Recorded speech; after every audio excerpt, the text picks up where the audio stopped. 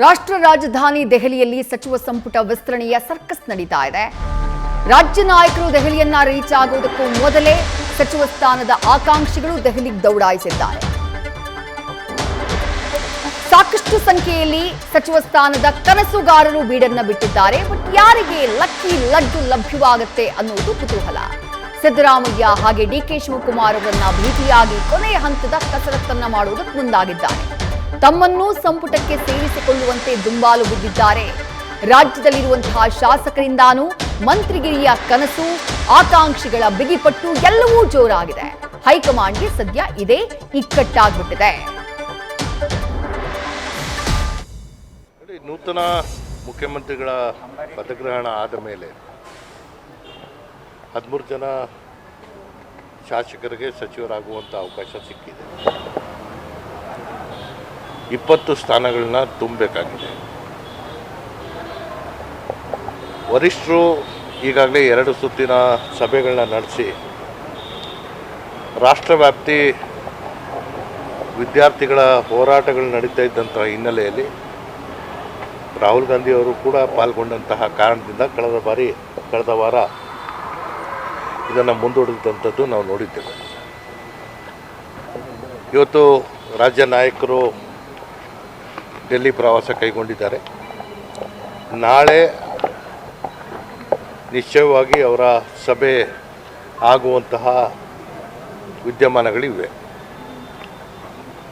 ಎಲ್ಲವೂ ಸುಗಮವಾದಂತಹ ಸಂದರ್ಭದಲ್ಲಿ ಬುಧವಾರ ತಪ್ಪಿದ್ರೆ ಗುರುವಾರ ಸಚಿವ ಸಂಪುಟದ ವಿಸ್ತರಣೆ ಆಗೇ ಆಗುತ್ತೆ. ಸೊ ಇದು ಇರುವಂತಹ ವಿದ್ಯಮಾನಗಳು. ನಿರೀಕ್ಷೆ ಅನ್ನೋದು ಎಲ್ಲರಿಗೂ ಇದ್ದೇ ಇದೆ. ನಾನು ಈ ಹಿಂದೆನೂ ಹೇಳಿದ್ದೇನೆ, ಯಾರ ಮೇಲೆ ಒತ್ತಡ ಹಾಕಿ ನಾನು ಅಧಿಕಾರ ಪಡ್ಕೊಳ್ಳೋದಲ್ಲ. ಪಕ್ಷದ ಜೊತೆ ನಿಂತಿದ್ದೇವೆ, ಪಕ್ಷದ ಸಿದ್ಧಾಂತವನ್ನು ಎತ್ತಿಡಿದಿದ್ದೇವೆ. ಈ ಹಿಂದೆ ಸ್ವತಃ ಮುಖ್ಯಮಂತ್ರಿಗಳು ಮೈಸೂರು ಜಿಲ್ಲೆಯವರಾಗಿದ್ದರಿಂದ ನನಗೆ ಕೆಲವೊಂದು ಸಮಸ್ಯೆಗಳು ಉಂಟಾಯಿತು, ಆಗಕ್ಕಾಗಿರಲಿಲ್ಲ. ನಿರೀಕ್ಷೆನೂ ಇದೆ, ವಿಶ್ವಾಸವೂ ಇದೆ. ಖಂಡಿತವಾಗಿ ವಿಸ್ತರಣೆ ಆಗುವಂತಹ ಸಂದರ್ಭದಲ್ಲಿ ನಾನು ಇರ್ತೇನೆ. ಆಕಾಂಕ್ಷೆನ ಪ್ರಬಲ ಆಕಾಂಕ್ಷೆನ ಅಥವಾ ಪಟ್ಟಿಲ್ಲ ಆಲ್ರೆಡಿ ಹೆಸರಿದ್ಯಾ? ನಾನು ಇರ್ತೇನೆ ಅನ್ನೋದು ನಾನೇ ಹೇಳ್ತಾ ಇದ್ದೀನಲ್ಲ.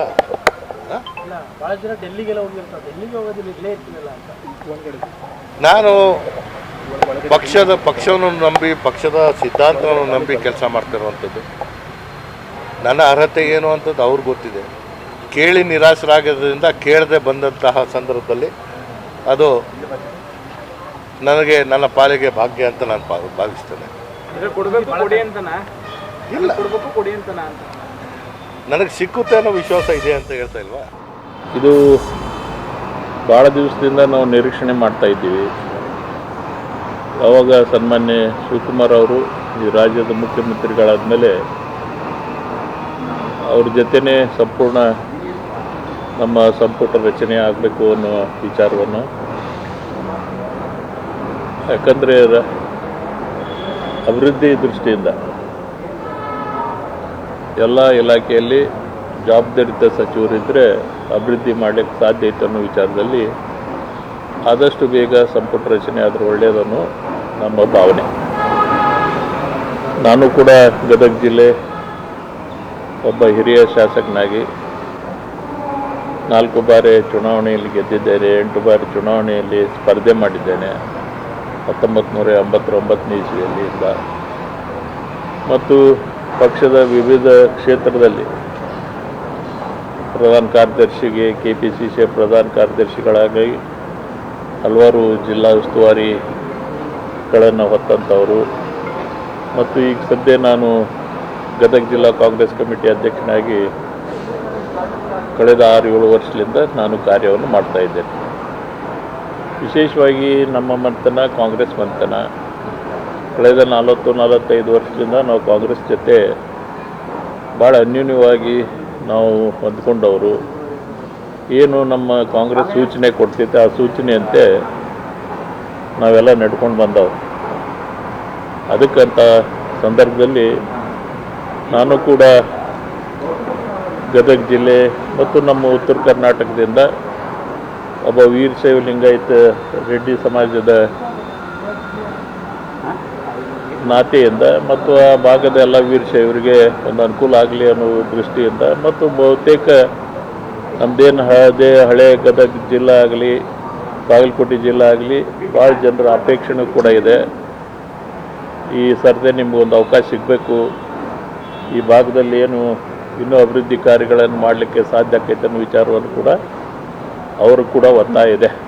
ಅದಕ್ಕೆ ನಾನು ಇವತ್ತು ಈ ಸಂದರ್ಭದಲ್ಲಿ ಒಬ್ಬ ಪ್ರಬಲ ಆಕಾಂಕ್ಷಿ ಇದ್ದೀನಿ ಮತ್ತು ನನಗೆ ವಿಶ್ವಾಸವೂ ಇದೆ. ನಾ ಮಾಡಿದಂಥ ಕೆಲಸ ಕಾರ್ಯಗಳಿಗೆ ಈಗಾಗಲೇ ವರಿಷ್ಠರ ಗಮನಕ್ಕೂ ಇದೆ. ಆ ಎಲ್ಲ ವಿಚಾರ ಇಟ್ಕೊಂಡು ನನಗೆ ಈ ಸರ್ತಿ ಅವಕಾಶ ಸಿಗ್ಬೋದು. ಸರ್ ಭೇಟಿಯಾಗಿದ್ರೆ ವೇಣುಗೋಪಾಲ್ ಖರ್ಗೆ ಅವರು ನಾವು ಪ್ರತಿ ಸಲ ಬಂದಾಗ ಭೇಟಿ ಹಾಕೇ ಇರ್ತೀವಿ ಎಲ್ಲರಿಗೂ. ಯಾಕಂದ್ರೆ ನಾವು ಅವ್ರ ಜೊತೆ ಸನ್ಮಾನ್ಯ ಖರ್ಗೆ ಸಾಹೇಬ್ರ ಜೊತೆ ನಾವು ಕಳೆದ 40 ವರ್ಷದಿಂದ ಅವ್ರ ಜೊತೆ ನಮ್ಮ ಒಡನಾಟಿದೆ. ಹಾಗಾಗಿ ಭೇಟಿಯಾಗೋಲ್ಲಿ ಏನಿಲ್ಲ, ಎಲ್ಲ ರೀತಿಯಿಂದ ನಾವು ಹೋಗಿ ಅವ್ರಿಗೆ ಭೇಟಿಯಾಗಿ ಅವ್ರ ಬೆಂಬಲ ಅವ್ರ ಆಶೀರ್ವಾದವನ್ನು ಪಡಿತಕ್ಕಂಥ ಒಂದು ವ್ಯವಸ್ಥೆಯಲ್ಲಿದೆ. ಗದಗ ಜಿಲ್ಲೆಯಿಂದ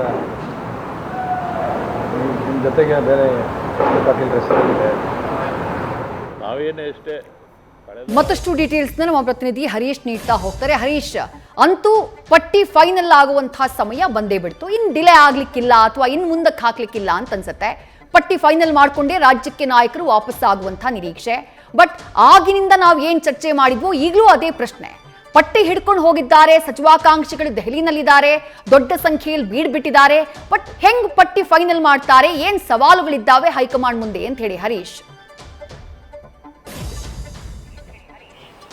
ವಿದೇಶಿ ಬಹಳ ಮುಖ್ಯವಾಗಿರುವಂತದ್ದು ಕಳೆದ 1.5 ತಿಂಗಳಿಂದಲೂ ಕೂಡ ಸಚಿವ ಸ್ಥಾನಕ್ಕಾಗಿ ಎದುರು ನೋಡುತ್ತಿದ್ದಂತಹ ಆಕಾಂಕ್ಷಿಗಳಿಗೆ ಒಂದೆರಡು ದಿನಗಳಲ್ಲಿ ಶುಭ ಸುದ್ದಿ ಸಿಗುವಂತಹ ಸಾಧ್ಯತೆಗಳು ಕೂಡ ದಟ್ಟವಾಗಿದೆ.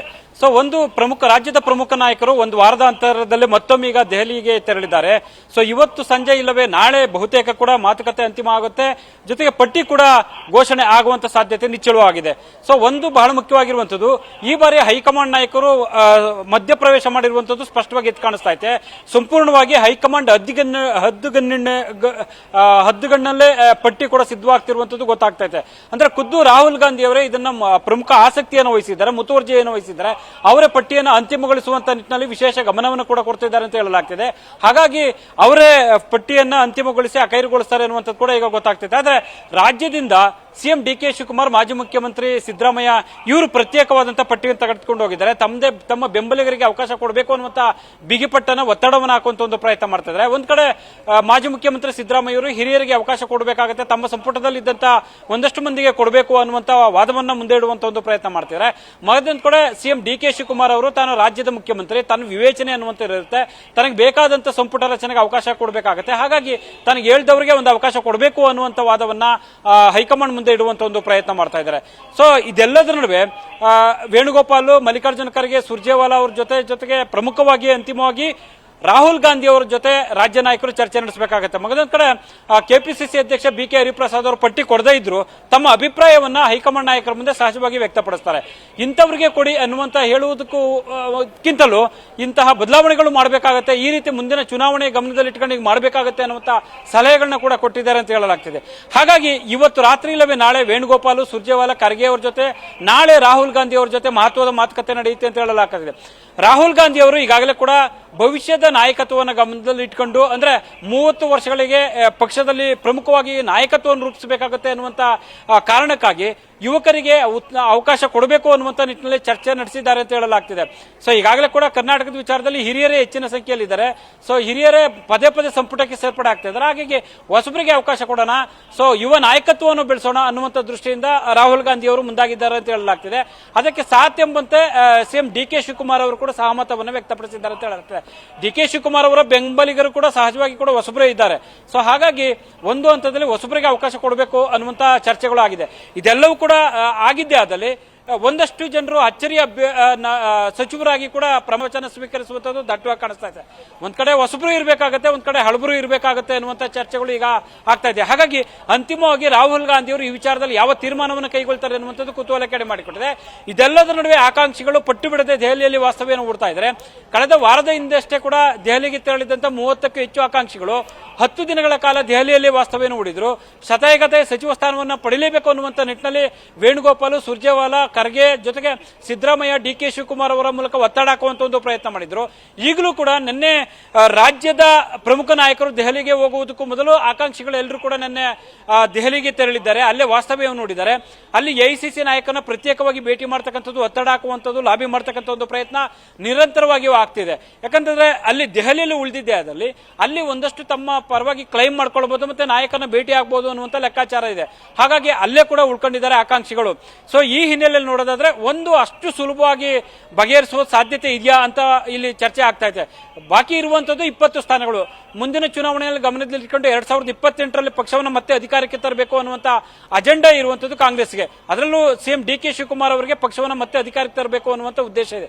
ಈ ಹಿನ್ನೆಲೆಯಲ್ಲಿ ನೋಡೋದಾದ್ರೆ ಸಚಿವ ಸಂಪುಟ ವಿಸ್ತರಣೆ ಅನ್ನುವಂಥದ್ದು ಅಷ್ಟು ಸುಲಭ ಸಾಧ್ಯ ಅಲ್ಲ ಅನ್ನುವಂಥದ್ದು ಕೂಡ ಇಲ್ಲಿ ಗೊತ್ತಾಗ್ತದೆ. ಹಾಗಾಗಿ ಕಬ್ಬಿಣದ ಕಡಲೆ ಅಂತಿರುವಂತಹ ಈ ಸಚಿವ ಸಂಪುಟ ವಿಸ್ತರಣೆ ಎಷ್ಟು ಸುಲಭವಾಗಿ ಅಥವಾ ಯಾವ ಪರಿಯಾಗಿ ಯಾವ ಮಾನದಂಡದಲ್ಲಿ ಎಲ್ಲರನ್ನು ಹೇಗೆ ಸಮಾಧಾನಗೊಳಿಸಿ ಸಚಿವ ಸಂಪುಟ ವಿಸ್ತರಣೆ ಮಾಡ್ತಾರೆ ಅನ್ನುವಂಥದ್ದು ಸಾಕಷ್ಟು ಕುತೂಹಲಕ್ಕೆ ಎಡೆ ಮಾಡಿಕೊಟ್ಟಿದೆ. ವಿದ್ಯಾಶ್ರೀ, ಥ್ಯಾಂಕ್ ಯು ಹರೀಶ್ ತಮ್ಮೆಲ್ಲ ಡೀಟೇಲ್ಸ್ಗೆ. ನ್ಯೂಸ್ ಫಸ್ಟ್ ನಿರ್ಭೀತಿಯಿಂದ ನಿಮ್ಮ ಪರವಾಗಿ.